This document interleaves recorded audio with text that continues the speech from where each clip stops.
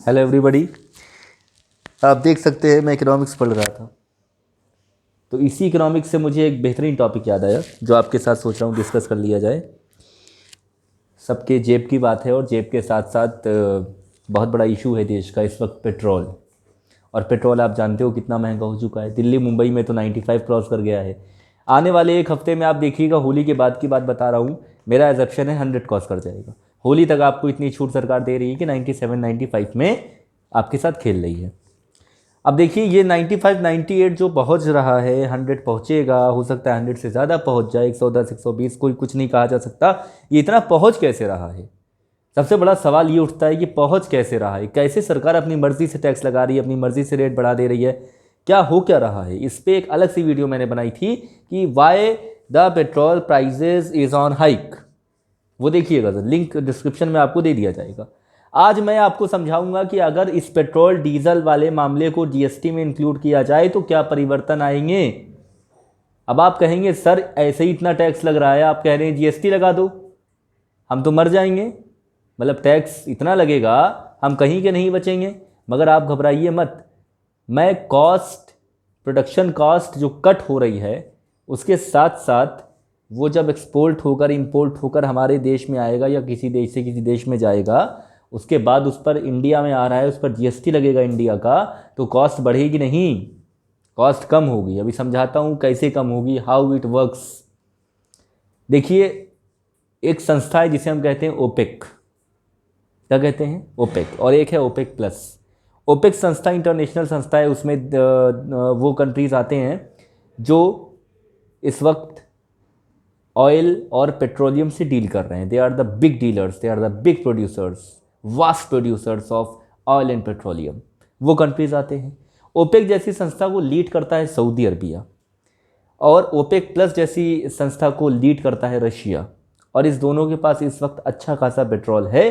America भी आने वाले समय में अच्छा खासा पेट्रोल का प्रोड्यूसर यानी उत्पादक बन जाएगा। अब आप समझिए कि होगा क्या। जीएसटी काउंसिल की एक मीटिंग हुई थी, अब मार्च में भी फिर होने जा रही है जीएसटी काउंसिल की मीटिंग। जीएसटी काउंसिल बनाया ही गया है इसलिए ताकि जीएसटी पर रिव्यू आता रहे कि क्या चीज़ें जीएसटी से हटनी चाहिए, क्या आनी चाहिए, क्या नहीं। अब आप कहेंगे जीएसटी में सर पेट्रोल और अल्कोहल जैसी चीज़ों को इंक्लूड नहीं किया गया है। उसके पीछे भी कारण है, क्योंकि सबसे ज़्यादा रेवेन्यू सरकार को अगर जनरेट हो रहा है, रेवेन्यू जनरेशन हो रहा है सरकार के पास, वो इसी अल्कोहल और पेट्रोल से हो रहा है जिस पे जीएसटी नहीं है, क्योंकि इसके प्राइसेस हाइक हो जाते हैं मार्केट में। और कोई स्लैब नहीं है इसका, no tax slab.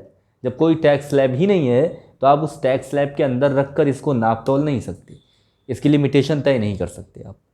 Tax slab से लिमिटेशन तय हो जाती है। जैसे किसी की इनकम टैक्स स्लैब होता है, तो किसी की इनकम इतनी है, 2 लाख है, वो इतना टैक्स देगा, इससे ज़्यादा नहीं देगा, तो एक लिमिट बन गई, उससे ऊपर आप नहीं जा सकते, कोई आपको ले जा भी नहीं सकता। तो अब यहाँ पर पेट्रोल पर और अल्कोहल जैसी चीज़ों पर कोई टैक्स स्लैब नहीं है। और डिमांड अब उठने लगी है। जो रिसर्चर्स हैं, जैसे एसबीआई की जो रिसर्च आर्म है, उसने रिसर्च करके बताया कि भाई अगर ये जीएसटी में आएगा तो इस पर इतने प्रति लीटर का रेट चल रहा है, उस पर इतना % सेस लगेगा, इतना % डीलर का उसमें कमीशन निकल जाएगा, फिर इतना % जोड़ते जोड़ते जो ऑल ओवर जीएसटी के बाद कैलकुलेट होने के बाद जो ऑल ओवर 28% का स्लैब भी अगर हम लेके चलें, इसमें 18% से कुछ नहीं होने वाला। 18% के जीएसटी से कुछ नहीं उखड़ेगा। सरकार इस पर 28% लगाएगी, क्योंकि वो जान रही है कि 18% लगाएगी तो उसका अगर 0.5% जीडीपी में कट हो रहा है रेवेन्यू, तो वो और ज़्यादा कट हो जाएगा, पूरा 1% कट हो जाएगा। और 1% जीडीपी में सरकार का गिरना मतलब 2 लाख करोड़ से ऊपर चला जाएगा सरकार का रेवेन्यू डिफिसिट। आप नहीं समझ रहे हैं, सरकार के लिए 2 लाख करोड़ अपने आप में बहुत बड़ी चीज़ होती है। अभी अगर अभी जो हिसाब चल रहा है, रेट जो क्रूड ऑयल का जो रेट चल रहा है मार्केट में, बाहर के इंटरनेशनल मार्केट में, वो जब इंडिया में आता है उस पर इम्पोर्ट ड्यूटी, फलाना ड्यूटी, एक्साइज, और उसके बाद सेज, उसके बाद डीलर का कमीशन, ये सब, फिर फ्रेट चार्जेस, ये सब लगते लगते जो ओवरऑल पूरा एक उसका प्राइस तय होता है वो जाता है 80 85 90 95 जो आपको मिलता है, हमको मिलता है। तो अगर ये जीएसटी टैक्स स्लैब में आया सरकार के द्वारा तो सरकार के हाथ बंद जाएंगे। सबसे बड़ा नुकसान होगा स्टेट को, क्योंकि स्टेट ही है जो इसमें अपना बहुत बड़ा खेल खेलता है। यानी स्टेट गवर्नमेंट तरह तरह की चार्जेस लगा के रेवेन्यू जनरेट करती है, और जितना टोटल रेवेन्यू जाता है सेंट्रल गवर्नमेंट के पास पेट्रोल से और डीजल से और ऑयल जैसी चीज़ों से, उसका 40% तक चला जाता है सीधे स्टेट गवर्नमेंट को, बाकी 60% जाता है सेंट्रल गवर्नमेंट को। तो अपने आप में स्टेट का बहुत बड़ा रूप है, बहुत बड़ा खेल है बीच में 40% का। ये 40% की कॉस्ट कम हो गई, लगभग 10-15% पे आ जाएगी, आधी हो जाएगी, सीधे 20% पे आ जाएगी अगर जीएसटी के स्लैब में आ गया।